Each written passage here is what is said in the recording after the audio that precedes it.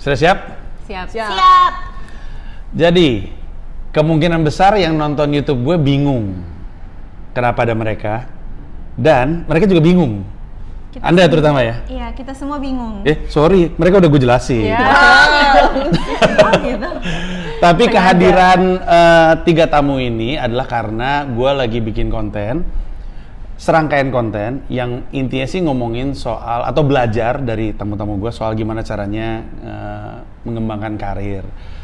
Series video ini bukan cuma ada mereka, ada Yura Yunita, ada Danila, ada Coki Pardede, ada juga gue lupa siapa lagi, ada Glenn Fredly, tapi karena dia udah meninggal, manajernya langsung sangkain kita manggil hantu, tapi tidak, saya tidak mampu, plus saya takut sama hantu, termasuk kalau hantunya teman saya sendiri. Takut banget ke Panji kan ya? Iya, saya kurang akrab sama dunia horor.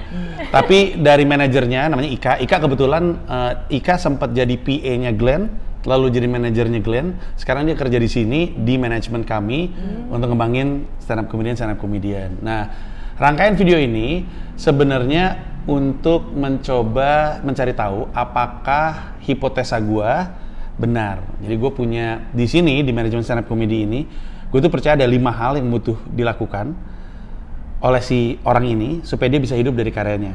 Kan di tembok depan ada tulisan komika hidup dari karya. Jadi niatnya tuh ketika ada stand up comedian masuk manajemen ini, keluar-keluar tuh dia bisa hidup dari karya. Nah, 5 poin itu menurut gue tuh sama di semuanya. Oh, sama satu lagi, gue wawancara fans garis kerasnya Taylor Swift. Ya, namanya Marian, Swifties. Swifties garis keras. Swifties itu juga ekstrim banget kalau menyukai. Di sini ada yang suka lagunya Taylor Swift? Aku. Ya, menurut gue Swifties itu ekstrim. Ekstrim banget kalau suka sama Taylor Swift, biasanya sampai tahu cerita hidupnya. Terus gue ngeliat satu video, ada cowok nanya, gue nih kenapa sih harus ikut nonton Taylor Swift? Ceweknya, Swifties, jelasin panjang banget, sampai cowoknya ngeliatin gitu. Tapi si Swifties bisa jelasin karir Taylor Swift dari awal sampai ujung tuh menurut gue mengagumkan. Nah, yang gue ajak ngobrol adalah orang-orang atau pihak-pihak yang gue perhatiin bisa ngebangun karirnya sampai tahap di mana dia bisa hidup dari karyanya, atau lebih tepatnya sebenarnya hidup dari fansnya, dari orang-orang yang mengagumi dia. Termasuk dalam hal ini adalah para idol. Mantan idol. Ya, bukan mantan JKT48, tapi udah idol kan sebenarnya. Lu lulus jadi idol kan sebenarnya. Berarti disebutnya gimana? Gimana nih? Soalnya kan maksudnya Sebenarnya nggak boleh ya? Maksudnya nggak apa sih, sebenarnya idol itu kan profesi kan ya. Iya. Jadi selama menjadi member JKT48, member itu adalah idol. Cuma saat keluar entertainer, Iya. politikus gitu kan. berarti bukan kayak yang lulus jadi idol lagi gitu ya. Jadi lebih kayak pilihan masing-masing. Oh, kayaknya istilah idol tuh sudah diakuisisi sama JKT48 ya? Lebih ke, kalau idol kan kalau lihat di Wikipedia sebenarnya deskripsinya adalah orang yang menyanyi, menari, melakukan entertainment untuk fans. Tapi basicnya adalah nyanyi sama menari gitu. Jadi saat masih menyanyi dan menari mungkin kita bisa sebut sebagai idol. Cuman saat udah nggak nyanyi dan nari mungkin udah beda profesi kali hitungannya. Ini teori gue ya. Nanti soalnya gue akan nanya sama lu bertiga. Ada banyak hal yang pengen gue cari tahu soal JKT48. Tapi ini keyakinan gue.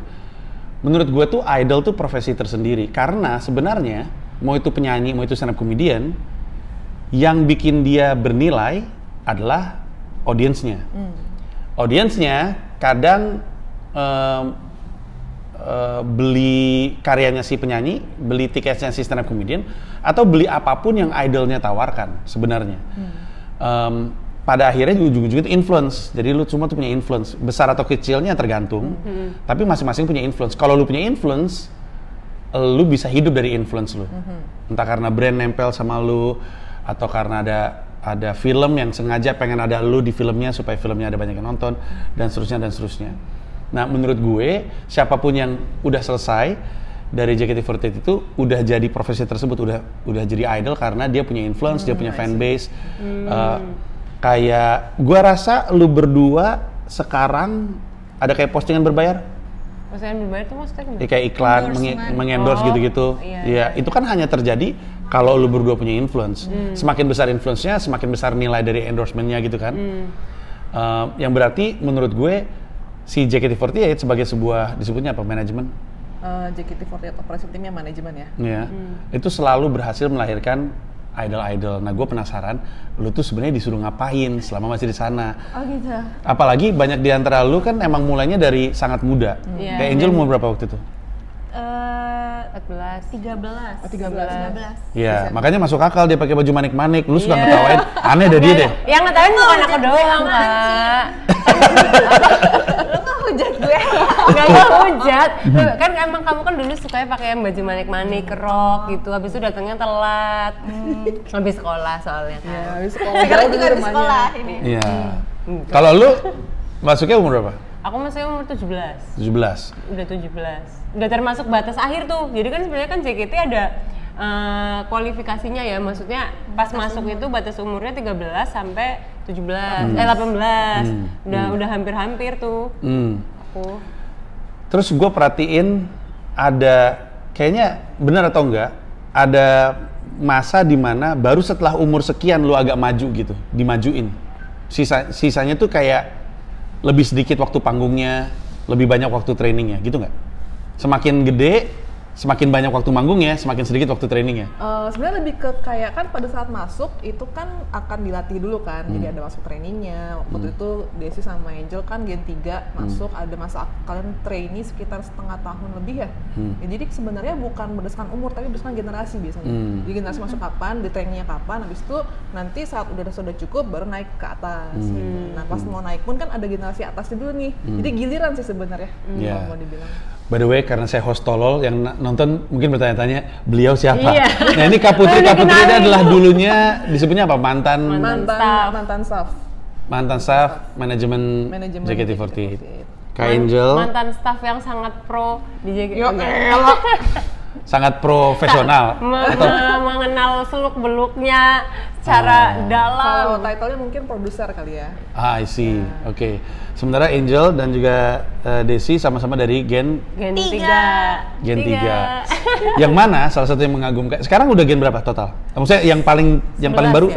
Gen 11. 11. Yang mana anak Gen 3 tuh ada juga yang masih di JKT48. Iya, angkatan kita masih ada yang masih di JKT48 dan termasuk yang berarti sekarang gennya paling tua ya. Ya. Karena Gen 1, Gen 2-nya tuh udah benar-benar habis. Iya. Jadi Gen 3-nya Si Gen 3 yang paling tua ini juga udah mulai grad. udah Siska ada yang baru ngumumin. Siani juga. Siani juga. Berarti yang kan sisa 4 orang tuh ada Siani, Gracia, Siska sama Feni. Siska saya kenal Iya. Ya. Kan dari kecil. oh dari kecil ya. Itu yang waktu dia cerita, gue Iya, pernah foto. nge-MC, Iya, ya pernah dia foto sama foto gue. bareng. Dia pernah foto waktu dia masih bocah. Iya. Dia ikut waktu itu acara susu bayi bahkan. Gue nge-MC susu bayi, dia ikutan paduan suara gitu. Gemes banget. Terus dia ngajak foto gue. Dan- Ketemu lagi pas udah gede. Dan pas itu Kak Panji udah lupa, ya kan? Lupa sekali. Pas ketemu udah, oh iya ya pas tunjukin fotonya. Iya, sekarang dia semacam diva kayaknya. Iya, karena suaranya Divanya spektakuler. Iya, dia Iya. emang suara paling Kayak bagus. Angel gitu kan ya. Iya. Enggak. Emang kelihatannya hubungan antara kalian berdua ini penuh dengan ngebully ya? Iya. Karena emang kalau pas sesi MC gitu kita juga kayak gitu, kayak saling menjatuhkan gitu ya. Betul, saling menjatuhkan, saling menaikkan lagi. Iya. Iya. Nah, mereka bertiga, kalau mereka berdua, nanti pertanyaannya akan lebih ke karena mereka adalah talentnya. Kalau Kak Putri untuk menjelaskan kenapa tuh mereka kayak gitu. Nah, di teorinya bukan teori, masih hipotesa. Hipotesa kalau misalkan setelah riset benar, akhirnya jadi teori yang dipraktekkan ke talent-talent stand up comedian. Menurut gue, ada 5 poin yang harus dilakuin sama seorang stand up comedian supaya dia bisa hidup dari stand up. 5 poin ini gue cermati juga ada di JKT48. Pertama, personality. Jadi lo harus ngasih tahu orang karakter lo tuh seperti apa, and stay true to your character. Jangan jadi orang lain. Tapi juga nggak gampang kan untuk tahu lu siapa dan berani jadi lu sendiri. Yang kedua, kasih tahu karakter lu. Jadi kasih tahu karya lu. Kalau ini adalah karakter lu, ini adalah karya lu. Kalau di kami, setelah lu cerita sama orang personal itu seperti apa, lu harus sering kasih tahu stand up lu seperti apa. Yang ketiga adalah kolaborasi. Sering-sering, kalau gue di stand up comedy, sering-sering keluar. Jangan cuma nongol di sosmed lu doang, nongol di TV, nongol di film, nongol di podcast orang, nongol di YouTube orang, supaya orang tahu lu, orang kebawa ke sosmed lu, terus kemudian tahu lu stand up, terus tahu personal itu seperti apa. Yang keempat adalah community building. Ini yang menurut gue juga sangat kuat di JKT48. Di sini stand up comedian tuh ngerasa kalau fansnya cuma 10 nggak dipikirin, padahal yang 10 nggak jadi 20 kalau nggak dirawat gitu. Betul. Jadi apalagi di JKT48 kayaknya fan service-nya top notch lah gitu. Dan yang terakhir adalah kalau di gua adalah selling. Stand up comedian tuh mesti belajar jualan karena bisa ngelawak dan bisa hidup dari lawak. Adalah dua hal yang berbeda. Jadi lu mesti belajar caranya jualan. Lu mesti tahu fanbase lu tuh dikasih angka berapa sih yang pas gitu. Berapa kemahalan, berapa yang oke. Fanbase lu senengnya barang apa. Fanbase lu ada di kota apa aja. Itu tuh cuma ketahuan kalau lu belajar jualan dengan mulai jualan. Entah itu stiker, entah itu kaos, entah itu Tahu merch. marketnya lah ya. Karena kalau enggak pas dia tour stand up ngeblank. Dia tentuin 10 kota, ternyata di kota itu nggak ada orang yang suka sama dia. Alasan kedua kenapa stand up kemudian mesti belajar jualan adalah karena fansnya mesti diajak belajar mengelola uang. Jadi kalau misalnya lu populer di sosmed gitu ya, misalkan followers lu puluh ribu atau ratus ribu, itu kan nggak serta-merta puluh atau ratus ribu itu mau beli tiket. Iya, benar-benar. JKT48 gue perhatiin, itu tuh ada layer pricingnya. Dari ke salaman, ke album, ke nonton langsung. Paling mahal apa? Konser. Paling mahal konser. Rata harga. Iya. Lu pada shake hand ngalamin nggak? Handshake iya. Handshake. Kayak kalau misalnya kita sebagai maksudnya talentnya mungkin tahu sedikit, maksudnya sedikit tahu tentang harga-harganya itu ya. Tapi kalau misalnya untuk yang detail konsernya dan apa, kadang kita ada yang tahu, ada yang nggak tahu. Tapi lu tahu nggak harga untuk handshake sama lu? Handshake sih waktu itu sempat ada yang 40.000 10 detik, tapi habis itu turun jadi 35.000. Ya kan? Pernah ada yang karena 30.000. barangnya beda. Karena sebenarnya yang kita jual bukan handshake-nya. Handshake adalah bonus. Tapi yang kita jual itu adalah waktu itu CD ya, sama Iya, music CD. card. Jadi karena maksudnya gini, interaksi itu adalah sesuatu yang kita rasa bukan barang jualan sebenarnya. Itu adalah bonus. Tadi kalau Mas Panji bilang fan service. Oleh karena itu mungkin agak salah kaprah kalau dibilang kita ngejual tiket handshake. Iya. Bukan sih. Jadi kita Goblok lu. Kita menjual musik, menjual karya dengan bonus, bisa bertemu sama member, bisa ngobrol sama member, interaksi langsung di situ. Sama tadi kalau misalnya dibilang mana apa yang paling mahal, kayak beda-beda sih untuk tiap orang karena ada yang menurut mereka paling mahal. Kan mahal tuh relatif ya. Tergantung seberapa besar sih keinginan lo untuk spend money untuk mendapatkan sesuatu gitu. Ada yang menurut mereka paling worth it itu adalah konser, paling worth it itu adalah handshake, paling worth it itu adalah datang ke teater karena dari lebih dekat gitu. Jadi beda-beda sih. Kalau secara harga deh? Kalau harga yang objektif ya konser. Konser tuh di teater? Di luar. Event di luar. Oke. Teater Jadi tuh kayak buat event, maksudnya sehari-hari fans bisa ketemu kita lah. Kalau konser tuh mungkin salah satu event gedenya yang mungkin fans juga akan tunggu-tunggu gitu. kalau di stand up itu berarti analoginya adalah nonton ke teater tuh kayak nonton open mic di sini. Benar, itu special show-nya kalau konser. Iya, kalau konser special show-nya. Betul. Oh, oke. Dan ya oke, berarti masih sejalan. Iya. Alasan terakhir kenapa mesti belajar jualan adalah karena kalau brand ngelihat fans lu beli, brand lebih seneng. Dan itu yang mesti dibangun karena nanti stand up comedian-nya kan pengen bikin show, bikin tour, pasti butuh sponsor. Sponsor ngelihat ini komedian ini fanbase-nya suka ngebeli atau enggak gitu. Nah, 5 hal itu gue perhatiin ada di JKT48 dan ini yang pengen gue tanyain satu persatu. Maaf ya, saya ngangkat kaki boleh ya? Boleh. Anda kalau mau anggun boleh. Tapi jangan angkat kaki Kak, ntar pergi dong kalau angkat kaki. Oh, beda dong. Iya. Temennya pelawak. Angel. Kaki. Iya, angkat. Angel mau angkat kaki juga. Angkat kaki kan kayak diksi orang tuh cabut gitu loh. Angkat kaki dari sini terus dia Iya. pergi gitu. Kalau ongkang-ongkang kaki begini, ini ongkang-ongkang kaki. Tapi kembali ke yang mau gue bahas. Ada 5 poin kan. Pertama personality. Gue perhatiin di JKT48 itu ada momen di mana setiap talentnya, setiap idolnya itu dikasih kesempatan untuk ngasih lihat personality-nya seperti apa. Ini di luar nyanyi. Nyanyinya kan udah pasti nih. Di luar nyanyi ya, Ci? Iya. Iya. Kenapa sih Angel mau nyanyi? Enggak. Soalnya salah satunya gue perhatiin ada tapi gue nggak tahu, biasanya di teater gue ngeliatnya klip.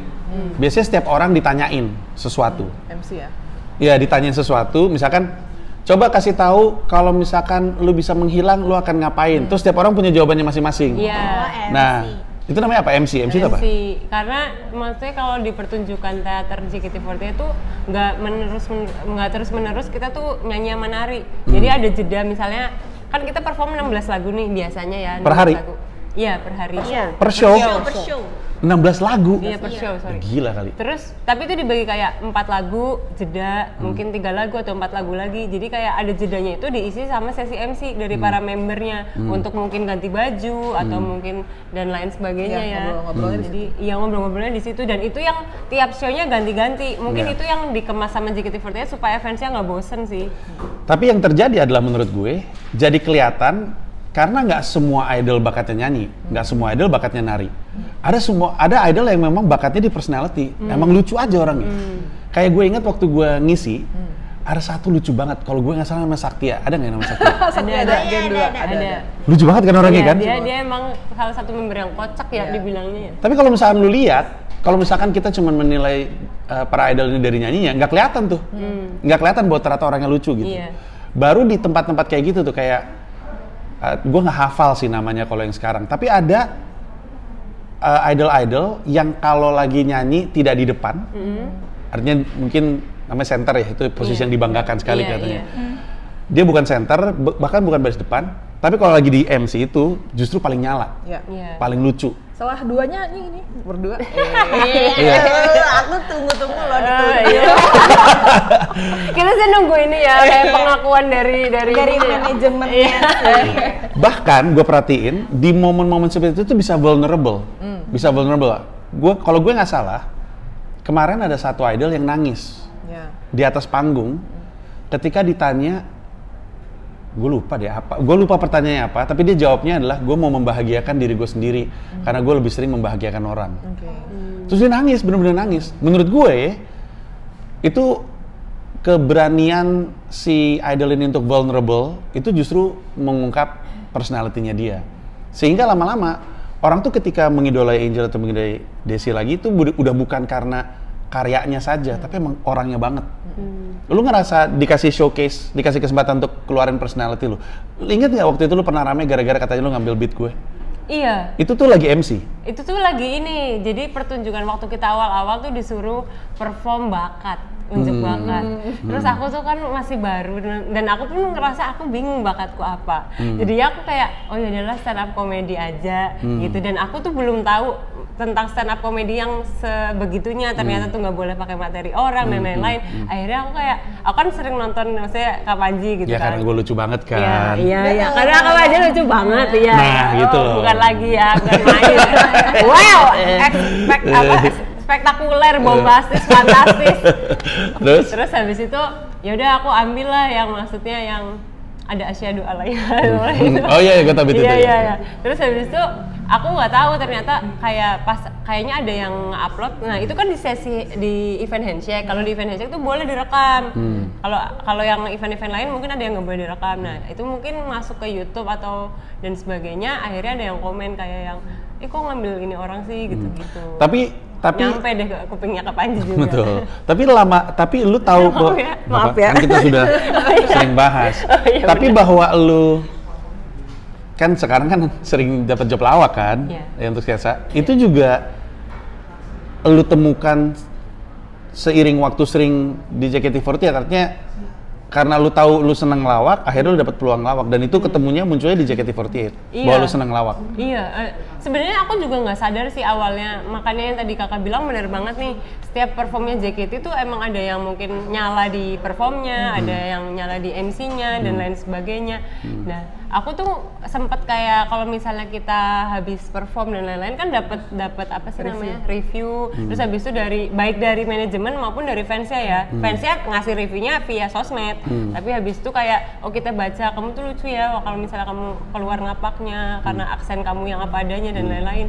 Oh jadi habis itu kayak ngerasa, oh berarti ini tuh yang namanya ciri khas ya, itu yang namanya image ya, itu yang namanya karakter ya. Dan ternyata itu aku sadari seiring berjalannya waktu itu tuh diperlukan di JKT karena kalau misalnya semuanya sama nih, kita cewek-cewek nyanyi nari nggak akan kelihatan gitu. Kalau semua sama Siska.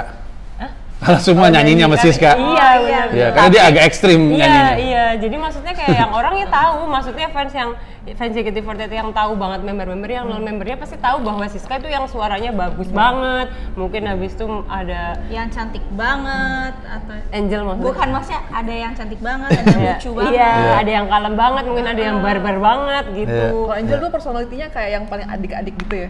Enggak sih Kak. Adik sih Anin. Nggak, lu Ya, kalau adik di juga, MC, adik juga. lu kalau di MC biasanya atau gua ganti pertanyaannya. Lu nyaman nggak ketika MC? Nyaman sih Kak. Nyaman. Kan diajarin nggak boleh jawabnya singkat-singkat. Ya, Oh gitu diajarin? Iya, benar. jadi di MC tuh nggak boleh katanya kalau misalnya ditanya sesuatu kan kita nunjuk nih asal ya, misalnya Iya. siapa yang mau jawab duluan, misalnya belum siap atau apa nggak boleh ngelempar ke orang lain gitu, kita Itu diajarin ya? diajarin, tapi mungkin nggak dikemas secara kelas khusus gitu, tapi review-review itu tadi sih. Kalau nggak dilakuin dimarahin? Kayak kalau misalnya dictionary Angel review. kayak ngomong pendek kayak gitu, Iya. sama Putri dimarahin. Iya kan. Enggak sih. Enggak dimarahin kan? Enggak dimarahin Kak Putri, aman-aman. Diingetin. Tapi aku kalau MC malah jarang dimarahin. Oh, karena selalu sukses MC-nya, selalu lucu. Alhamdulillah. Itu tuh udah bawel banget. Iya. Siapa? betul. Angel. Kalau MC aku malah kalau dari semua theater aku malah paling suka tuh part MC sih. Iya. Malah part nyanyi sama part menarinya aku suka, tapi masih aku lebih suka MC. Iya. Nah, dari sisi manajemennya, kayak si Desi Ngapak, itu tuh ternyata gue perhatiin emang tidak dilarang ya, atau emang di encourage. Ada encourage. Semua orang harus punya satu poin apa sih yang bikin lo beda dari orang lain. Entah ngapaknya kah? Kalau dulu Angel tuh apa ya? Kecantilannya kah? Misalnya tadi ada sebut Anin keadikannya lah, Siska nyanyinya lah. Jadi semua orang tuh harus punya satu poin yang berbeda. Itu special point lo yang bikin lo beda. Kalau talentnya nggak nemu karena dia masih kecil, karena masuknya dari kecil kan, umur 13, 14, 17, bahkan umur 20 kadang orang nggak tahu loh dia tuh siapa. Benar-benar. Itu gimana cara ngebantu nemuinnya? Coba banyak hal dan Asik. di-encourage ngelakuin banyak hal. Nanti Iya. lama-lama ada yang ketemu atau sampai akhir ada yang nggak ketemu juga ada. Tapi it's okay, mungkin memang bukan nggak dicekiti ketemunya. Iya. Very good point. Iya. Makanya kan setelah lulus nggak semuanya jadi entertainer juga Kak. Ada yang mungkin kerja kantoran, ada yang mungkin ngelanjutin pendidikan. Ada yang jadi gamer. Iya, ada yang dari gamer. Tapi maksudnya yang aku bilang itu karakternya sih emang udah di bimbing dari awal. Makanya kan di JKT48 itu ada yang namanya Jiko Shokai atau perkenalan itu yang hai atau apa dan lain-lain. Coba dong Jil, punya lo. Ayo dong. Iya, kayak Gua tahu Jiko itu, tapi karena ada satu momen, sorry gue potong dikit ya. iya. Ada satu momen lucu banget. Jadi ada, gue terus terang nggak tahu nama idolnya siapa. Iya. Tapi JKT. Oke. Tapi terus gue nonton video tuh, video beberapa momen Jiko tuh yang halo, Iya, saya iya, gitu kan, ada, saya iya, Panji, iya. manusia paling aneh, iya gitu-gitu. aneh gitu-gitu kan. Iya. Nah, jadi ini kayaknya beberapa Jiko ditempel jadi satu. Jadi ada satu idol yang punya fans yang setiap kali dia muncul ngoceh mulu. Jadi pertama dia bilang Gita namanya, selamat malam Gita cinta pertamaku. Terus si Gitanya gini, iya. sebentar, kamu bukan cinta pertamaku, ketawa. Iya. Terus ada lagi, selamat malam Gita yang kusumogakan atau apa gitu. iya. Terus udah gitu pas momen keberapa orang yang sama kayaknya karena suara mirip bilang, Gita saya nyerah gitu. Terus udah, baru kemudian di momen keberapa ada lagi video, orang gini, si Gitanya maju, si cowok ini ngomong, kamu pikir aku akan menghilang Gita? Itu lucu banget menurut gue. Itu momen Jiko kan? Iya, karena sih Gita itu kayak punya karakter yang kayak cool, pendiam gitu-gitu. Tapi itu maksudnya aku senengnya nih dan bersyukurnya walaupun aku udah nggak di JKT, itu kan kayak aku pun lihat di TikTok kan, kayak maksudnya Lucu banget itu. sekarang udah ada live streaming, JKT48 jadi kayak makin makin kelihatan gitu loh karena sosmed itu sendiri. Itu Iya. kan potongan-potongan live streaming yang di-upload di sosmed kan. Oh, Kalau dulu tuh kayaknya nggak ada yang kayak gitu. Iya, dulu nggak ada. mulai ada live streaming kapan? Pandemi. Pas I see. kita tuh nggak ada ya, Ci? Nggak ada. Iya. Kalau dulu juga dari dulu udah ada sebenarnya yang nge-call, member call namanya. Jadi kayak sebelum mereka perkenalan ada yang pantun misalnya. Iya. Iya. Angel cintaku, biasa dia sih Iya. kamu cantik banget hari ini, kayak gitu Lucu-lucu deh. Iya. Iya. Lu pernah digituin juga Angel? Ada setiap kali lu? Sering lah, Ci. Ci. Iya ditahu Kika Banci. Sudah lah Banci. Sering lah Kak, Ci Desi juga masih sering. Kayak ada aja momen yang lucu tuh. Tapi kalau misalnya untuk Jiko Shokai itu emang beda-beda. Ada yang mungkin interaksi sama fans, ada yang enggak. Kayak contohnya aku kan enggak kayak Hai punya daya tarik yang akan buat kalian semua penasaran. Dah gitu doang. Maksudnya mungkin kalau kayak Angel, Kalau aku pasti ada interaksi iya dulu. ada interaksinya. Maksudnya dulu. sebelum Kamu kayak apa Iya. contohnya waktu itu? Kalau aku kayak gini misalnya kayak halo semuanya gitu, misalnya aku datang maju nih ya, terus aku bilang gini, gimana hari ini, semangat nggak? Semangat. Iya gitu. Aku semangat, kalau kalian Semangat. Iya. begitu. Itu kadang ada lah interaksi lucu-lucu kayak Semangatku gitu. tidak akan pudar. Gitu. Iya gitu. Oke. Menurut lu berdua, selain MC, momen apa yang pas untuk nunjukin lu tuh orangnya seperti apa? Selama ini yang kerasa. Ya jelas Banyak handshake. sih. Handshake. Sosial media juga kan kita dikasih Iya, Twitter, sosmed. dikasih Iya. Instagram. Di situ kita bisa posting ya sesuai gimana kepribadian kita. Tapi kayaknya ini banget. Gue ganti pertanyaan ke lu deh. Itu kayaknya dijaga banget ya. Apa yang boleh diposting, apa yang nggak boleh diposting. Iya. Iya. Iya. Abis itu setelahnya bukan jadi milik mereka secara aset ya. Karena mereka ngulang gue perhatiin. Itu pilihan sebenarnya. Pilihan. Oh gitu. Kalau Ada yang- Ci Desi ambil ya? Desi ngulang nggak? Desi Ngulang. Angel Aku nggak ngulang. Ngulang juga. Kenapa? Sorry gue potong. Kenapa lu milih untuk ngulang? Karena kan udah banyak duluan. Oh iya sih benar. Benar sih. Sebenarnya aku sedikit menyesal. Enggak. Oh enggak. Kalau Kalau aku aku sedikit aja menyesal. Tapi alasan utama kenapa aku ini karena ada kontrak ya kak ya. Jadi ya 3 tahun tuh memang harus under manajemen JKT juga. Jadi ada 3 pembagian. tahun ya. setelah lulus? Iya. Nggak? Oh iya? Manajemen Densunya itu yang Manajemen. menaungi JKT. Harus adalah kerjasama juga di mereka. Sementara lu pengennya nggak di manajemen mereka. Sebenarnya ujung-ujungnya bisnis sih kak, lebih ke potongan-potongannya mungkin. Tapi kayak aku pun kan pas jadi member, maksudnya ada beberapa sosmed nggak cuma Instagram gitu ya. Yang aku lepas Instagramnya, tapi untuk TikTok dan Twitternya aku ambil. Jadi kayak lebih kayak yang kalau aku jujur-jujuran aja concernnya emang mau cari duit kan. Jadi kayak untuk endorse dan lain-lain kayaknya aku pengennya masuk sendiri deh biar yang I nggak see. mungkin ada potongan yang bantuin sekarang lebih kecil dibandingkan mungkin potongan manajemen yang besar, lebih ke perhitungan gitu-gitunya sih. I see. Gitu. Oke, tapi di luar sosmed, kira-kira menurut lu karakter lu bisa muncul di mana? Karena gue nggak tahu di era lu udah ada atau belum yang showroom itu, lu udah ada belum? Udah. Belum. Aku Aplikasinya ada, Hah? tapi waktu itu belum diwajibkan setiap member punya. Sekarang wajib. Sekarang wajib setiap member punya. Oh, setiap merek, showroom tuh sebenarnya bikin akun juga. Bikin aku. Iya. Oh, Oh, kamu gitu. tuh belum ya? Belum. Waktu kamu ada. Udah. Iya, waktu kan Angel udah. Tuh Angel graduate sebelum Desi kan? Iya Iya. sebelum. Iya, waktu kamu udah ada. Aku udah ada. Jadi, karena gue perhatiin showroom juga tempat untuk showcasing personality kan. Iya. Lu waktu showroom itu udah tahu bahwa ini tempat yang tepat untuk gue atau lebih ke fan service? Sebenarnya itu untuk fan service juga, untuk ngasih tahu personality juga, ya. Iya sih, tapi menurut aku waktu itu sih aku kayak bingung sih mau ngapainnya. Kalau soalnya kan kayak harus ada kontennya, harus ada maksudnya mau ngapainnya gitu-gitu. Gue perhatiin kayaknya semua anak JKT kalau lagi showroom bingung. Iya kayak ya udah ngobrol-ngobrol aja. Mungkin kalau sekarang kan lebih ke diwajibin itu ya. Kalau dulu kan enggak. Jadi lebih nyantai aja sih. Kalau menurut aku untuk kayak ngeliatin kita karakternya gimana, ya itu yang handshake atau mungkin OFC event yang ketemu langsung sama fan-fansnya gitu. Iya nggak sih? Betul. Ya. Kenapa akhirnya diwajibin? Karena pandemi waktu itu. Oh. Jadi pandemi, kemudian kan waktu kita pikir gimana caranya teater kan nggak bisa berjalan, kemudian Dan nggak bisa handshake. nggak bisa kalau handshake kan kita di event gede handshake, nanti ada konser lah, ada apa itu semuanya bener-bener nggak bisa. Terus bisa di mana nih gitu kan? Akhirnya pindah ke video call, pindah ke showroom baru di situ karena kalau sosial media kalau nggak dibikinin sesuatu kan nggak ada konten juga dong. Padahal Iya. kalau showroom tuh masih bisa. Itu pertama kalinya kita bikin platform resmi untuk live streaming personal sebenarnya. Itu tuh dibikin sama Dari Jepang udah ada sebenarnya. wow. Jadi dari Jepang kita adaptasikan ke sini. Wow. Iya.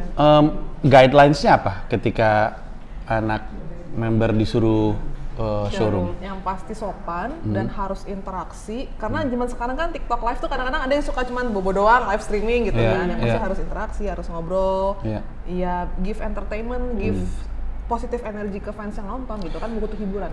Gue punya penonton stand up gue. mohon izin Pak Bob saya sebut namanya Bob. Si Bob ini, gue tuh makin dalam gara-gara Bob ini. Gara-garanya si Bob ini nonton lu pada di Istora. Gue Desembernya, itu bulan apa sih yang lu pada di Istora? Agustus Desember itu gue show di Istora.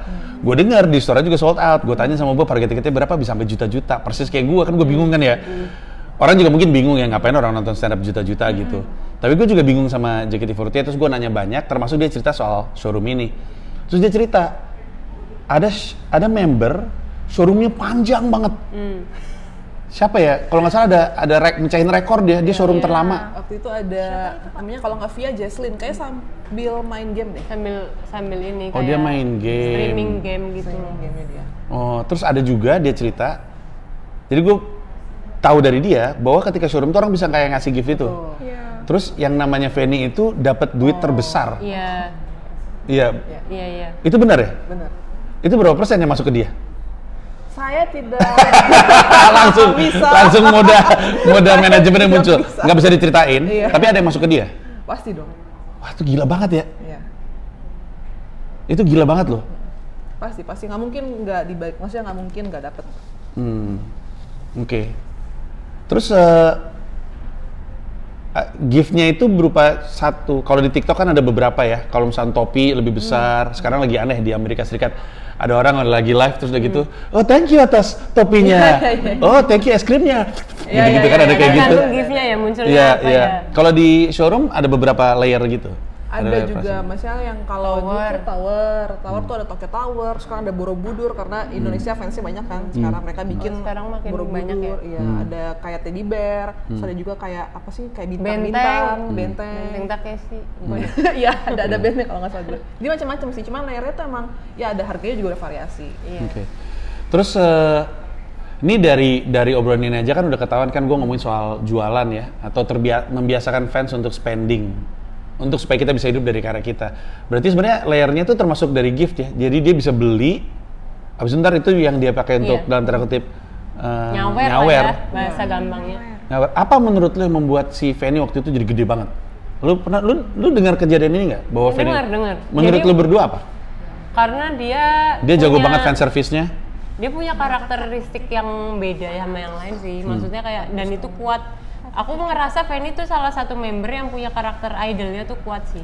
Apa tuh maksudnya karakter idol maksudnya? Kayak apa ya? Kayak misalnya nih ada member yang mungkin misalnya Zara, dia tuh terkenal, tapi mungkin lebih ke yang untuk tidak sebagai idol, sebagai pemain film. Kalau misalnya kayak ada namanya Fanny, ada yang namanya Cindy Yuvia, itu menurut aku karakter idolnya tuh kuat banget gitu. Jadi lebih ke jadi banyak fans gitu, kekagumannya ke dianya. Iya, menurut aku ya, ini maksudnya subjektifku. Dan maksudnya kayak yang menurut aku itu pas banget ketika kamu di JKT48 di tempat ini, kamu punya fansnya, maksudnya punya karakter kayak gitu, fansnya jadi tertarik. Sementara emang itu kan wadahnya, maksudnya kayak fans JKT pasti kan ngefans karena mungkin emang menyukai idol kan, yang basicnya dari Jepang. Kayak fans mereka yang AKB48 ya udah kayak yang dibilang menyembah gimana ya, terlalu menyukai gitu, kayak aku sempet denger sih katanya kalau di Jepang tuh idol tuh bisa kayak sebegitunya Ya, gitu. mungkin sedikit nyambung ke definisi idol tadinya Mas Panji yang di awal ya. Kayak idol tuh seorang yang punya influence gitu. Berarti apakah setelah keluar JKT mereka udah bukan idol? Mungkin kalau misalnya sebesar itu definisinya bisa dibilang masih idol sebenarnya, karena masih punya influence, masih ada yang suka. Kalau ditarik dari Jepang, idol itu bahkan dibilang idol tuh nggak pup. Idol itu makannya selalu strawberry cake. Iya. Idol itu tuh nggak pernah ke toilet. Jadi sempurna. Selalu sempurna gitu. Iya. Wow. Jadi kalau misalnya dibilang tadi aura idol tuh apa, mungkin bisa dibilang mendekati ke sebuah keadaan, sebuah keberadaan yang kita kagumi segitunya. Iya. Iya. Tuh, makanya. Siapa yang setelah lulus aura idolnya masih gede? Kayak contoh nih ya.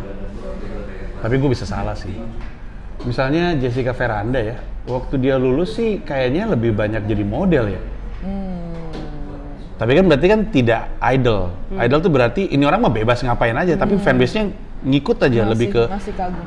Iya, personality, seneng sama personality-nya aja. Bisa dibilang buat fanbase-nya berarti dia masih idol. Iya. Siapa tuh yang kayak gitu menurut lu berdua? Aku Yupi tahu. nggak sih? Lu siapa? Angel. itu Kak Yupi. Cindy Yuvia. Maksudnya kalau emang kayak yang kiblatnya ke Jepang banget gitu kan, emang yang imut, kawaii gitu loh. Dan Terus nggak berubah Yupi dapet. drastis dari sebelum graduate dan sesudah. Iya. Berubah drastis maksudnya gimana? Misalnya jadi tadinya waktu di JKT ini kayak misalnya kayak image dia nih anak-anak banget. Pas udah keluar JKT, jadi wanita kantoran, jadi udah Berubah banget. mature. Gitu. Makanya maksudnya itu sering kali juga jadi pro kontra sih menurut aku, jadi pembahasan tersendiri di kalangan fans ya. Maksudnya sedikit banyak aku masih kayak ngeliat-ngeliat, baca-baca gitu kan. Kayak beberapa mungkin ada yang nggak bisa menerima itu di JKT48 kelihatannya kok kayak anak yang polos banget, begitu keluar kok ternyata jadi gini. Barbar. Iya, terus kayak jadi ada komen-komen. Iya, jadi ada komen-komen yang kayak head comment gitu loh, kayak contohnya. Kalau gini sih orangnya ternyata Iya. gitu ya. Wah, baru kelihatan ya sifat aslinya setelah keluar yang gitu-gitu. Tapi Padahal sampai sekarang masih kayak gitu sih. iya. Berarti sebenarnya apa yang terjadi di dalam? Apakah dianya baru tahu dia siapa setelah dia keluar? Jadi di JKT itu dia tahu apa yang dia bukan. Ngerti yang maksud gue? Jadi Iya. kayak oh ternyata gue gak suka deh kayak gini deh. Iya. Ketika keluar baru kayak Mariah Carey, Anda mungkin tidak tahu karena generasi gue banget. Tapi waktu Mariah Carey keluar pertama kali dia tuh dibentuk. Mariah Carey-nya juga ngikut aja karena dia juga nggak tahu karena dia dulu di gereja. Dulu tuh Mariah Carey tuh image itu girl next door aja, pakai flanel, pakai celana jeans, sudah gitu. Setelah berapa tahun terus langsung cleavage kemana-mana, gitu-gitu. Seorang bilang, kok orangnya kayak gitu? Terus Mariah Carey bilang, emang gua gini.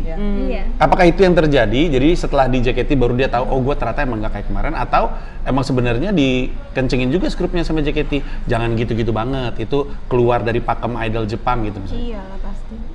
Sebenarnya ada yang kayak gitu. Mungkin Angel Tergantung. Lucu banget Iya. Angel. Bener kan kata gue kan? Ya, bener kata gue ya. Itu kan nyemplos. Iya. Karena misalnya nih Angel ya, Angel tuh kurasa dia tahu, oh ternyata gue bukan kayak gini orangnya. Dia tipe yang kayak gitu. Yang Angel, salah nggak gue? Menurut aku kalau dia sih lebih kayak udah tumbuh aja sih. Udah tumbuh, Maksudnya udah tumbuh udah aja makin sih, Kak. dewasa gitu sih. Masih sama. Oh sama. Bukannya langsung kayak barbar nunjukin. Enggak, kamu nggak barbar. Emang siapa sih yang barbar? Nggak bisa Ibarat banget. Pasti ada ya di benak Anda. ada. Ya. Pasti ada. Kalau gue pancing keluar loh namanya Pak, gue yakin. Ada huruf apanya? Lanjutin. Setelah buku Pecahkan hadir dan membantu banyak orang untuk bisa nulis joke pertamanya, kemudian bisa sampai ke job pertamanya, hadir buku edisi kedua yaitu Pecahkan Volume 2 yang akan membantu lu dari job pertama ke stand up special pertama. Jadi ngebantu lu dari kerja di dunia stand up sampai ke berkarya di dunia stand up. Ini adalah buku yang sangat-sangat gue banggakan untuk beberapa alasan. Pertama, kalau yang Pecahkan pertama itu kan ditulis berdua dengan gue dan Ulwan Fahri. Pecahkan NYC tentang gue tinggal di New York sebagai stand up comedian dibantu bersama dengan Indra Cahya. Kali ini di Pecahkan Volume 2 gue 100% nulis buku ini sendiri. Udah lama banget gue nggak nulis buku, bener-bener nulis sendiri tanpa bantuan co-writer atau ghostwriter bahkan. Jadi gue seneng banget sama project ini, humor gue juga nyemplung di sini, dibantu oleh Indra Cahya sebagai editor. Buku ini juga punya kata pengantar dari Raditya Dika dan buku ini buka pre-order dari 17 Mei sampai 27 Mei 2024. Bisa lu PO di pecahkan.com dengan harga Rp110.000. Semua buku yang dibeli pada periode PO akan dapat tanda tangan gue. Jadi silakan disikat, silakan dibeli dan moga-moga buku ini bisa membantu lo. Nah gitu, karena masih kecil belum tahu apa-apa, jadi kita tunjukin seperti ini loh gaya idol Jepang yang kemudian kita adaptasikan ke Indonesia. Sering jalan waktu ada yang kayak, oh gue cocok nih, gue ikutin. Ada yang, oh ternyata dengan pakem seperti ini gue menemukan karakter baru, Desi ternyata suka ngelawak. Atau ternyata gue menemukan bahwa, oh gue nggak suka, gue maunya jadi e-girl, streamer. Ya udah nggak apa-apa gitu. Lu berdua ada nggak masa di mana lu berpikir apa yang manajemen ingin dari lu itu lu nggak mau karena lu itu nggak gue banget gitu. Dan nanti pertanyaan untuk lu adalah kalau lu ketemu kayak gitu di manajemen lu seperti apa? Karena kita dari sisi manajemen kan berpikir kita tahu apa yang terbaik untuk dia. Tentu terbaik untuk perusahaan juga, tapi terbaik untuk dia karena kita pengen dia jadilah gitu. Dari sisi dia, karena dia tumbuh berkembang sebagai manusia, dia kadang-kadang kan punya opini sendiri. Oh, gue ngeliat yang lain nggak gitu. Kenapa gue mesti gitu? Lu ada nggak kayak momen dimana kenapa ya gue disuruh kayak gini sama manajemen padahal gue nggak pengen gitu? Angel dulu nih, Angel kocak nih. Ada nih pasti nih. Ada Angel. Jujur nggak ada sih Kak. Ada. nggak Masa ya? sih? Ada nggak Lu sih? lupa? Jujur lupa sih mungkin aku. Tapi kalau misalnya untuk sekarang jawaban aku kayaknya nggak ada yang bener-bener bikin aku trauma atau bikin aku kayak terpukul banget. Pernah debat nggak? Kayaknya Soal kenapa lu mesti debat pas aku latihan aja sih Kak, biasanya aku suka rada-rada gimana gitu. Nah tapi kalau misalnya dipaksakan manajemen untuk menjadi image yang seperti ini gitu, kayaknya aku nggak Nggak. pernah mempunyai trauma yang besar banget gitu. Terus- Kalau lu? Kalau aku sama sih kayak ngerasanya malah dibebasin sih kalau aku. Kalau aku ngelihatnya tuh sebenarnya tuh member memang ada yang diperhatikan secara khusus. Ini sorry ya kalau salah, ini pendapatku loh. Maksudnya kayak emang ada yang diperhatikan secara khusus sebegitunya, ada yang mungkin lebih dibebaskan karena mungkin dianggap mungkin bisa kali ya sendiri gitu. Tapi kalau aku sih ini lagi ngobrolin kayak sebelnya gitu ya. Maksudnya Kayak gini aja, lu ngerasa tahu apa yang baik untuk lu, walaupun itu bukan apa yang dia pengen. Contoh gini ya, misalnya, misalnya gini, gue ngeliat sebuah momen, tapi gue nggak tahu ini benar atau enggak. Waktu si Shani mengumumkan sesuatu, mengumumkan dia lulus, gue ngeliat Fanny, mungkinnya galak kayak yang nonton. Jadi kayak Oh karena berisik ya waktu itu. nggak tahu gue apa momennya, tapi terus dia mukanya gitu. Ke penonton apa ke ke, Shani? ke penonton tuh, ke arah penonton. Jadi kayak misalnya gini, misalkan si Shani bilang, saya grade, terus apa, terus si Fanny gitu. Asumsi gua, itu kan nggak boleh. Tapi mungkin Fanny punya alasan tersendiri, ya tapi soalnya dia ngomongnya kayak gitu. Masa gua harus iya aja digituin sama dia? Masa hanya karena gua adalah idol lalu gua nggak boleh negur orang? Nah yang kayak gitu-gitu kan momen dimana gua tahu apa yang terbaik untuk gue, tapi manajemen nggak mengizinkan itu. Atau sorry gua kasih contoh, misalkan dia diwajibin showroom, tapi dia bilang gue nih nggak showroom banget gitu, mau gitu gue ya. malah jadi kelihatan jelek karena gue bingung ngeblank. Lu nggak bisa ngasih gue sesuatu yang gue banget gitu, emang harus banget showroom. Nah yang kayak gini-gini loh, karena ini tentu ada di manajemen gue, bahkan ada di manajemen manapun gitu. Pernah terjadi nggak momen dimana ada bertentangan lah antara apa yang lu ingin sama apa yang manajemen ingin dari lu? Kalau misalnya halnya, aku sih kayaknya pernah sih kalau dipikir-pikir, tapi nggak terlalu besar sih skalanya. Kayak waktu itu emang aku tuh baru masuk banget, itu zaman-zamannya Suci 5. Terus aku mulai, kan aku orangnya mungkin suka berteman dengan siapa aja ya, gitu. Terus habis itu aku kayak nggak takut untuk kenalan kemana aja, yang emang waktu itu belum berpikir bahwa Jakarta tuh bahaya atau gimana. Terus aku tuh Orang Cilacap dikasih soalnya. tiket lah untuk nonton stand up itu. Sama anak-anak Serapindo? Iya, Oh. ada namanya Indra Frimawan. Terus Iya. habis itu, Oh predator itu emang, lu jangan deket-deket sama dia. Waduh, siapa namanya tolong? Namanya Indra Frimawan, emang anjing lu Indra ya. Predator Anda. Hati-hati. Iya. Terus habis itu maksudnya udah waktu Itu yang waktu itu lu nonton sama Siska ya? itu bukan, itu kan udah Suci ini, Suci zamannya Kak Jupri itu 7 ya? Ya mungkin. Oke, Bukan, terus udah gitu? Itu Suci 5. Terus habis itu udah datang, duduk di atas kan. Kita juga takut-takut sebenarnya. Aku sama temen aku juga, tapi lupa kayaknya Siska juga deh. Terus habis itu disuruh kan kalau yang bawah masih kosong di Balai Suruh Kartini, maju. Balai Kartini. Suruh maju ke bawah, tapi aku nggak mau karena takut gimana-gimana. Takut ketahuan Terus habis itu juga. sama staff itu kayak aku izin, ternyata nggak boleh. Emang izinnya agak dadakan sih. Udah di tempat ternyata nggak boleh. Habis itu aku balik deh, jadi nggak jadi nonton, itu pulang. Kayak gitu-gitu ya, ya. Karena lu kan pengen ngelakuin sesuatu. Iya. Menurut lu mungkin itu bagus juga untuk lu. Iya, nambah relasi atau Satu, apa. kedua karena kalau misalkan emang lu hatinya adalah untuk komedi, Iya. ini kan belajar Iya, gitu, jadi bener-bener. bagian dari itu. Oh aku ada. Lu apa? Weh, Aku weh. baru ingat. Jadi waktu itu aku tuh suka banget kalau make up tuh ada glitternya, atau kalau bulu mata tuh ada misalnya aku eyelash extension atau warna rambut sedikit. Dulu itu, dulu waktu zaman aku itu tuh nggak boleh sama sekali itu semua. Dan itu tuh sangat menjadi pertentangan antara manajemen dan member ke aku gitu. Kayak nggak boleh, make upnya nggak boleh tebel-tebel gitu. Terus rambutnya nggak boleh curly lah kadang, atau nggak boleh ini, pokoknya itu sangat dibatasi. Tapi sekarang JKT Sekarang malah cukup beda. ekstrim gue perhatiin. Sangat ekstrim. Iya, itu Apa kenapa itu sih, influence gitu? dari aku nggak suka. Aku tahu. Angel yang mengubah segalanya. Tapi aku itu maksudnya emang dulu tuh, ini nggak tahu sih boleh enggak. Apa nih? Nanti dirapihin sama dia. Iya.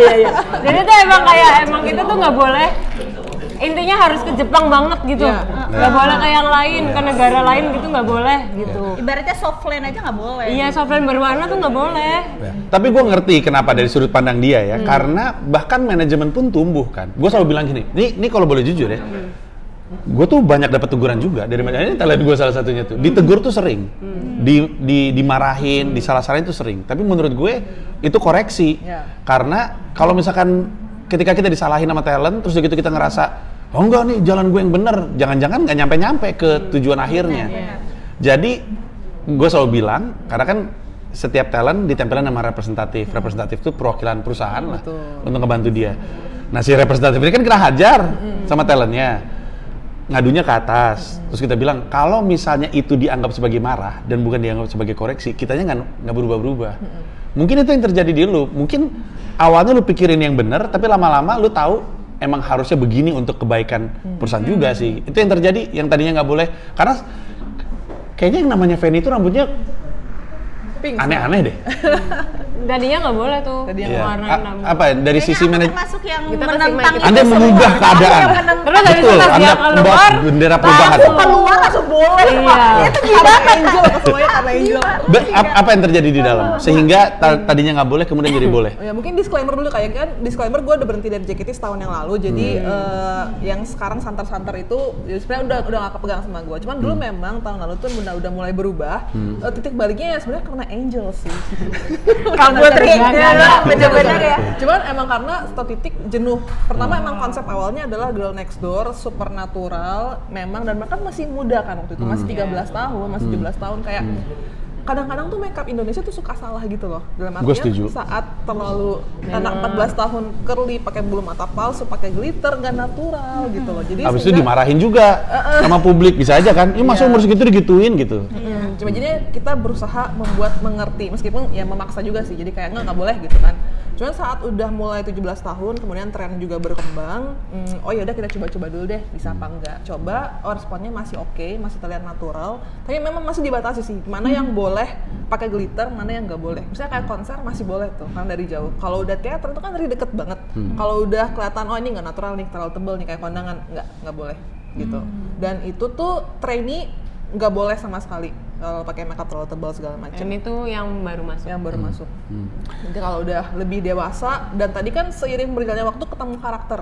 Saat ketemu karakter dia kan kita nggak mungkin langsung ketemu oh gue maunya kayak gini gitu kan harus coba-coba juga kan.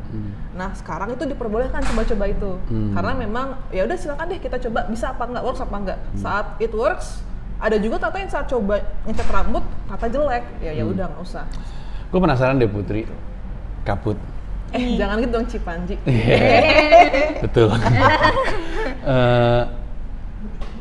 Dari sisi manajemen itu ada target nggak sih bahwa setiap generasi itu kita harus melahirkan sejumlah dalam tanda kutip ya produk sukses gitu. Yang kalau misalnya itu nggak terjadi, lu ngerasa kayaknya ada yang salah nih dengan gimana kita jalanin ini. Ada nggak? Ada. Ada ya. Jadi emang untuk kebaikan idolnya, tapi juga untuk kebaikan kita juga karena kalau kita gagal menghasilkan orang jadi nggak tertarik ke kita karena banyak orang masuk ke kita harus nggak tahu ya mau diakuin atau enggak adalah sebagai batu loncatan nggak sih? Ada nggak yang kayak gitu? Bener-bener. Yep. Bahkan Itu bener aku banget. bisa juga encourage anak-anak bahkan banyak dan yang jadi star itu nggak semuanya sejujurnya di JKT tapi mungkin mereka jadi star di tempat lain so gimana caranya lu gunain JKT sebaik mungkin buat batu loncatan lu ke next step ya harus berguna gitu maksudnya kan paling gampang followers deh nah followersnya ya ambil itu fanbase kamu itu modal kamu gitu ke depannya Setidak-tidaknya menggunakan kesempatan masuk ke JKT untuk belajar gue ini siapa sebenarnya. ya Kayak sekolah Ya, lah gitu. sekolah Oke. Ketika mereka lu berdua, ketika lu total berapa tahun? Hampir 7. Lu Angel? Hampir 6. Dalam 6 dan 7 tahun itu, lu ini konteksnya mau kolaborasi ya. Lu tuh di-encourage ke TV, ke radio, ke gitu-gitu nggak? Muncul di YouTube Iya. orang. Kayak kemarin, nah lu namanya siapa ya? Ada nggak YouTuber namanya Basudah Bersaudara? Basudah Bersaudara. Winda Winda. Basudara. Udah bersaudara Maaf Angel ya. Winda Basudara. Winda. Iya. Chat. Itu ada sampai JKT muncul di situ dalam rangka penggalangan dana. Itu tuh kayak gitu-gitu tuh dikerahkan ya sama manajemennya. Lu sekarang kesini, lu ke situ. Kita dari zaman e-sport aja juga disuruh collab sama tim e-sport yang memang udah terkenal, RRQ kayak gitu-gitu sih. Memang collab ke radio itu udah kegiatan kita. Itu disesuaikan dengan karakter lo. Jadi kalau lu suka gaming, lu dilempar ke sana. Yang nggak suka gaming nggak pernah dilempar ke sana, gitu-gitu. Jadi sih kalau menurut aku nih ya, dari manajemen pasti sudah, maksudnya udah ada kayak mungkin relasi-relasi yang akan dibuat. Ini lo collab sama member-membernya. Tapi kalau dari membernya sendiri punya relasi dan mungkin mau diajukan ke manajemen, itu juga nggak masalah banget. Oh, itu bisa? Boleh gitu. Maksudnya terbuka juga manajemen untuk hal-hal kayak gitu. Kayak misalnya aku waktu itu, kalau aku pengen deh collab sama siapa. Oh ya udah, kita tinggal atur aja waktunya. Kalau selagi tidak mengganggu mungkin event-event penting dalam JKT48 sebagai member, itu nggak masalah. Gitu. Angel juga kayak, Angel pernah nggak minta? Pernah. Waktu itu kemana? RRQ. RRQ itu apa? Gamer? Salah satu grup ini sih Tim e-sport juga. Maaf ya, saya. Sumpah itu terkenal banget, Kak. Mohon maaf, Kak. Saya terakhir kali main game Mario Bros. Ada bersama Zuma nggak? Nggak, nggak tahu itu apa. Tapi itu urutannya gimana? Ngomong ke manajemen, mau dong kolaborasi sama mereka gitu. Manajer biasanya. Habis itu manajer baru mungkin lanjut ke kayak Ya, ada. apa sih, aku tingkatnya juga nggak begitu paham sih nama. Tapi emang diwajibin. Artinya bukan diwajibin ya. Artinya dari JKT48-nya itu emang punya keperluan untuk selalu ngiderin idol-idolnya ke segala macam tempat. Kalau ke TV mah namanya juga manggung ya. Iya pasti dong. Iya, tapi kalau kayak ke YouTube channel, ke podcast orang gitu-gitu gimana? Tergantung lagi sekali lagi. Kalau misalnya yang pasti kan channelnya ya pasti media, TV, radio. Kemudian kalau YouTube sama podcast kan sebenarnya apa ya, media baru gitu kan ya. Jadi masih belum terlalu dikerahkan banget nih. Mungkin sekarang udah manajemen sekarang udah lebih mengerahkan ke sana. Cuma waktu itu Angel tuh emang minta ya waktu itu ya. Iya, jadi waktu itu memang pada dasarnya aku suka main game. Terus manajemen ini mensupport aku. Mereka bilang kayak gimana kalau kita bikin aja tim e-sport di JKT48. Habis itu kita discuss lah meeting. Ditanya kira-kira e-sport ini gimana sih, Angel? Terus aku bilang, kamu punya idola nggak di e-sport ini? Aku bilang lah, aku suka nih sama RRQ. Biar RRQ habis ini nih. Terus habis itu udah kayak gitu, manajemen ya coba kontak mereka. Ternyata sama-sama manajemen Jepang ya, Kak. Jadinya approve, akhirnya dibikinin lah apa namanya? series, abis itu collab juga gitu. Emang jadi ada hobi aku didukung. Anak JKT48 emang ada grup e-sportnya kan kalau nggak salah? Iya. JKT48 itu emang punya banyak sub unit gitu loh, Kak. Kayak ada yang dangdut, ada yang band, ada yang e-sport, itu yang mungkin terakhir waktu kita di JKT ya. Habis itu ada akustik. Betul, akustik. Valkyrie itu e-sport. Iya. E-sport itu Valkyrie 48. Nah, tapi sebenarnya sih tadi kan ada maksudnya kalimat yang bilang kita suka apa lalu bikin nih, itu belum tentu juga. Jadi ada member-member yang sebenarnya mungkin kayak aku suka main game tapi mungkin nggak sesuka Angel, itu dimasukin. Jadi kayak JKT48 juga mikirin cara kemasannya tuh gimana. Mungkin ada yang ntar pas e-sport, tim e-sport ini Valkyrie 48 ini kemana, ada yang bisa ngomong, ada yang bisa mungkin main gamenya jago. Jadi kayak dikemas juga tuh secara matang sama JKT-nya. Lu berdua pernah mikir gini nggak? Manajemen gue nih tahu nggak sih cara ngejual gue? Jujur. Nanti sambil mereka mikir, gue nanya sama lo dulu, Kaput. Lu pernah bingung nggak sih? Ini orang cara ngejualnya gimana ya? Nggak ketahuan sukanya apa? Kayaknya Kak Putri kreatif, inovatif. Ada nggak kayak gitu kayak? Nggak mesti ada. Ini anak gimana ya gitu? Jujur ada. Pernah ada kayak gitu? Ada, terutama kayak untuk orang-orang yang baru pertama kali masuk, belum kenal gitu kan. Cuman kan sering berjalannya waktu, kayak mereka di teater nyobain apa, terus kayak kadang-kadang yang ngobrol-ngobrol habis show, tahu nih anak sukanya apa nih. Jadi kita bisa arahkan ke sana. Sama tadi kayak yang buat collab tadi kan pertanyaan Mas Panji, kita sangat encourage anak-anak kasih tahu justru, karena kan kita juga nggak tahu, karena gini, di internet itu kan YouTube ketakutannya adalah banyak orang yang mungkin baik tapi sebenarnya di platform lain image-nya nggak gitu baik, atau ada kemungkinan hari ini dia oke, next day dia terkena lu masalah mesti jagain atau gimana itu. gitu. Jadi itu yang membuat kita agak ragu-ragu waktu itu untuk maju ke arah ranah podcast, YouTube segala macam. Jadi saat anak-anak ada ini aja Kak, kita lakukan profiling, oke, bagus, ya udah kita cari channel gitu. Pernah nggak ada orang yang udah lama banget kayak 7, 6 tahun, terus di manajemen, ini anak doyannya apa sih kok nggak jelas bener? Sebenarnya bukan tanggung jawab lu juga kan, bukan tanggung jawab lu juga, karena lu ngelempar apa yang lu punya, MC lu suruh MC, showroom lu suruh showroom, nyanyi lu suruh nyanyi, nari lu suruh nari. Tapi setelah 5-6 tahun lu masih mikir, nih orang kenapa nggak nemu ngekliknya ya gitu. Apa ya, kita tuh diajarin dari manajemen Jepang sebenarnya saat anak itu masuk ke JKT itu kan mereka dalam istilah lain memberikan masa mudanya ke JKT. Mereka nggak bisa pacaran, Asli. mereka habis sekolah tuh harus langsung sini latihan sampai malam segala macem. Ada apa ya, anjir ini nih lu harus tanggung jawab sama masa depannya anak gitu loh. Ada perasaan itu gitu. Jadi saat udah 5-6 tahun misalnya belum ketemu nih di mana titik sellingnya, biasanya tuh kan ada giliran sebenarnya. Jadi saat misalnya Gen 1, Gen 2, Gen 3 pasti akan ada gilirannya mereka buat naik ke depan. Yang bisa kita lakukan semaksimal mungkin di situ. Gitu. After that udah tergantung anaknya gitu sih. Balik ke lu berdua. Pernah nggak lu ngerasa ini manajemen tuh ngerti nggak sih gue? Tahu nggak sih gue gitu? Kenapa Anda senyumnya seperti itu? Lebih kayak itu sih, kayak aku ngerasanya ya pernah kayak merasa diperlakukan tidak adil gitu kan. Kayaknya gue bisa deh gitu. Iya. Kayak kehatian banget Iya, ya. jadi masih saya tuh masih diem gitu, udah keluar semua ikut iyo. Lanjut sih. Ya waktu itu sebenarnya aku sempat sebel sama Kak Putri sih. Jujur aja. Karena bingung ya. Jadi waktu itu tuh kayak aku tuh kan bener-bener yang sebenarnya suka banget JKT48. Aku masuk pun dulu, maksudnya image aku nggak cuma ngapak, jadi fans JKT48 itu juga menjadi image aku sebagai member. Terus jadi aku tuh kayak, ambisi banget ya, pokoknya mau ngelakuin apa aja, aku punya ide apa, pokoknya aku langsung ajuin dan lain-lain. Jadi waktu itu sempat ada satu ide, terus habis itu kayak yang harusnya tuh nggak bisa kalau terlalu lama dibuat ya, diproduksinya gitu. Tapi lama banget dan CFD lain-lain. bukan sih, bukan? Bukan CFD. Apa project apa? Project apa? Yang mana? Jadi bikin kayak video buat YouTube gitu. Oh, yang Produk. kontennya? Unboxing. Oh, oke. Ya, tahu. Terus habis itu Ya. apa namanya? Lama. Lama aku kejar ke tim kreatif kreatif dokumentasi. Dokumentasinya itu katanya, "Iya nunggu Putri ya, gini." Terus habis itu ternyata memang harus kayak ada salah satu member yang harus ikut gitu loh menurut Kak Putri. Jadi sempat kayak ngerasa, "Ih, kok kayak gitu sih?" ya? gitu.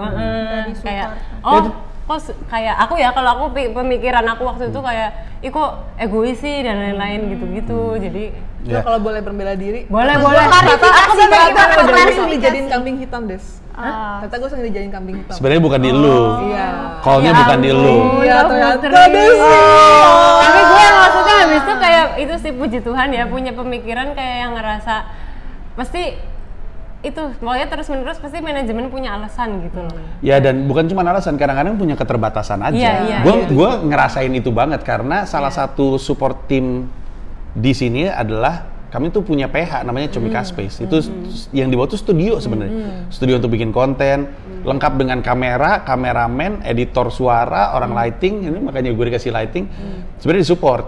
Cuma masalahnya talentnya 9. Tim supportnya segitu, ada banyak, sehingga ada keterbatasan juga. Mau nambah modal untuk nambah orang, ya nanti ngomongin sama result perusahaan, apakah memungkinkan. Jadi ada kayak gitu-gitu juga, tapi gue agak mungkin salah juga untuk ngomong lega, karena ternyata masalahnya sama aja di mana-mana. Di mana-mana, Mas. Iya. Agensi semuanya tuh ya, gitu. Iya, emang selalu gitu ya. Iya. Gue sekarang mau ngomongin soal fan service. Kalian punya nama fanbase nggak? Kayak lu, kalau Angel punya nama fans nggak? Kayak lu punya nama fans nggak? Punya, dulu nama fanbase-nya Disinfection. Kalau kamu apa ya? Desinfection? Disinfection. Desi dari Iya, Desinfection. iya. Kalau lu apa? Shafi Ranger, karena bukan Angel, karena awalnya ngira nama aku Shafira, ternyata nama stage aku Angel. Jadi Shafi Ranger. Shafi Ranger, oke. Terus setelah lu lulus, mereka masih suka muncul di kolom komentar, suka nongol kalau lu diundang ke acara, masih suka gitu nggak? Beberapa ada As an sih. individu sih kalau aku. Udah bukan atas nama Shafi Ranger lagi, udah bubar Iya, mereka. iya. Ada pembubaran panitia mereka. Kalau misalnya aku waktu itu sempet ada setelah maksudnya aku lulus, mereka tuh pengen kayak ada acara kumpul-kumpul bareng. Iya, Jadi benar. iya masih banyak sih yang kayak gitu, maksudnya kayak ex-member nih keluar, habis itu mungkin ada project meet and greet lah atau apa. Benar. Habis kalau aku sih waktu itu bukan meet and greet, lebih ke kayak mereka mau ngerayain ulang tahun aku. Bener. Iya yang gitu. 4 kali, bener 5 kali. Terus? RT terus ya kamu ya. Ya terus habis itu tapi kalau untuk secara grupnya pasti udah tidak seperti dulu karena kan mungkin kan udah beda juga. Aku juga bukan kayak member JKT48 yang mungkin perlu didukung dengan cara project-project tertentu gitu kan. Kalau dulu kan mungkin mau ulang tahun mereka bikin kaos sampai rame atau mereka ini bikin avatar Twitter mereka ganti semua yang gitu-gitu. Soal fanbase ini ya, gue berkaca ke kendala di stand up comedy lah ya. Kadang-kadang ada stand up comedian ketika diingatkan untuk melakukan community building atau yang ngebangun fanbase, itu selalu ngebandingin dirinya dengan talent lain yang punya fanbase yang lebih gede. Misalnya gini ya, kalau si itu kan memang fansnya gede, ya iyalah melakukan community building. Gue mah cuma segini gitu, dan itu jadi alasan untuk dia tidak ngerawat fanbase-nya. Di JKT48 ada nggak kayak gitu, kayak di angkatan lu aja, di gen lu? Atau selama lu di JKT48, siapa yang menurut lu fanbase-nya paling gede? Selama lu di situ? Ya pasti. Kayak misalnya gue berasumsi si Shani namanya. Shani Gracia itu kan gede-gede kali ya? Pasti yang kalau yang di depan-depan pasti iya sih gede-gede.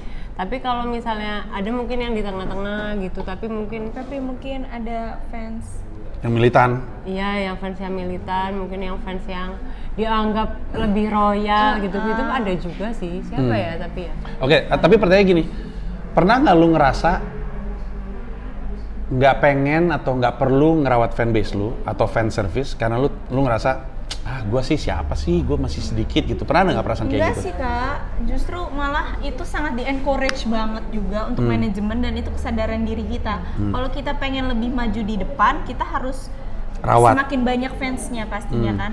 Jadinya setiap teater, setiap ada acara atau apa, sebisa mungkin kita harus meraih fans semakin banyak.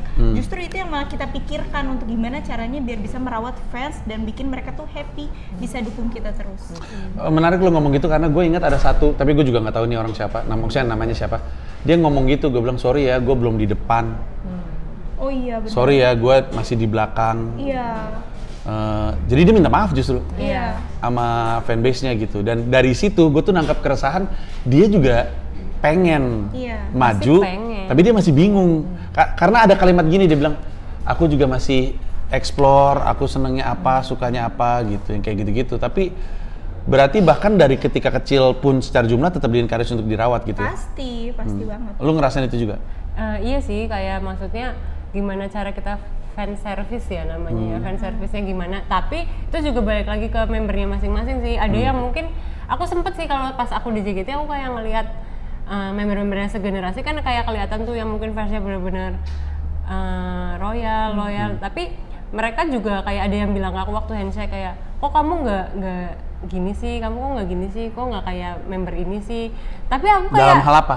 Nggak gini nggak gitunya itu dalam hal apa? Dalam hal pas fan service? Iya, mungkin pas yang habis teater kan biasanya ada high touch, tos-tosan gitu. Mungkin yang tosnya gimana, mungkin ya yang bener-bener ya, nggak, kok lo senyum sih? Nggak, gue tahu apa yang lo gitu. Iya, maksudnya yang sampai sebegitunya.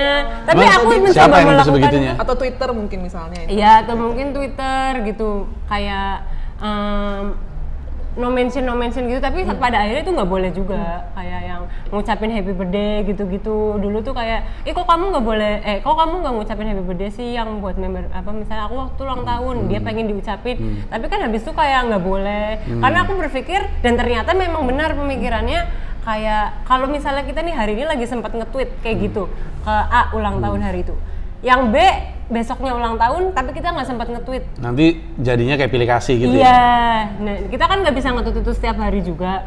Nah ternyata manajemen juga pemikiran yang sama ya, punya pemikiran yang sama, nggak bisa kayak gitu. Jadi mendingan pukul rata aja, nggak usah kayak gitu.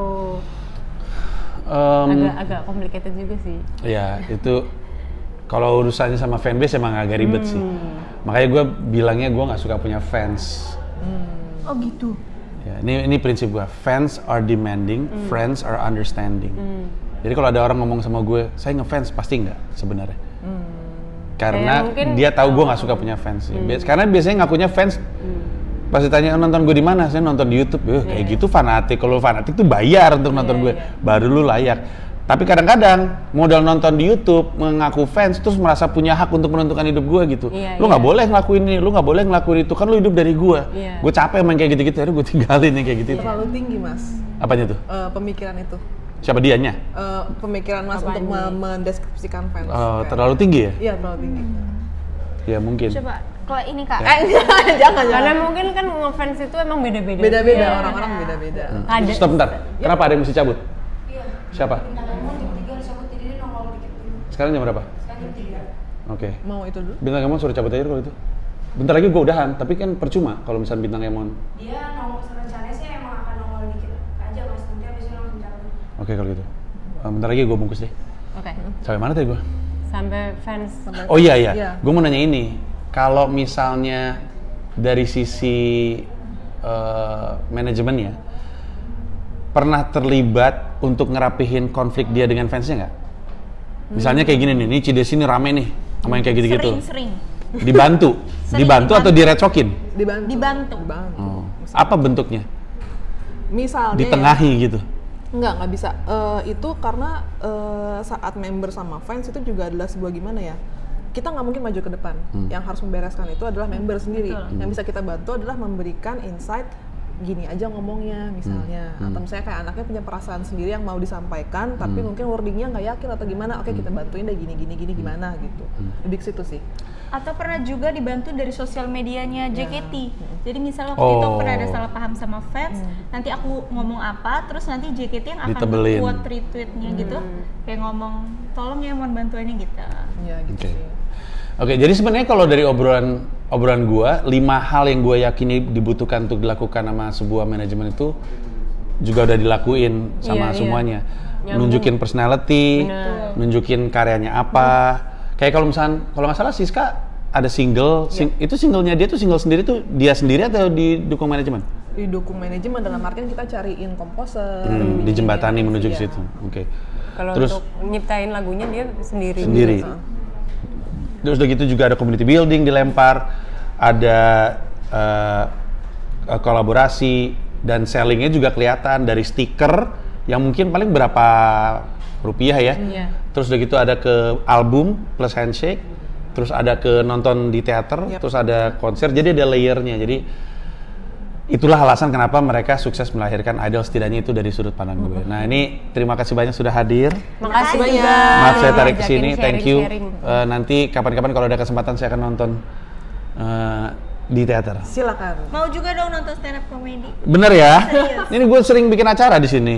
Aku belum pernah nonton, tapi pengen nonton. Iya, oke kalau gitu. Nanti diundang, nanti kalau misalnya pengen nonton stand up nanti disiapin. Iya. Di sini selalu ada acara. Di sini di Markas Comika, karena gue tahu ada Wota, Selasa sampai mungkin Sabtu, Selasa, Rabu, Kamis ada open mic, Jumat biasanya acara tematik, Sabtu kadang-kadang suka ada show.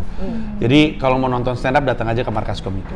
Gitu boleh. lebihnya. Makasih banyak semuanya, thank you. Terima kasih.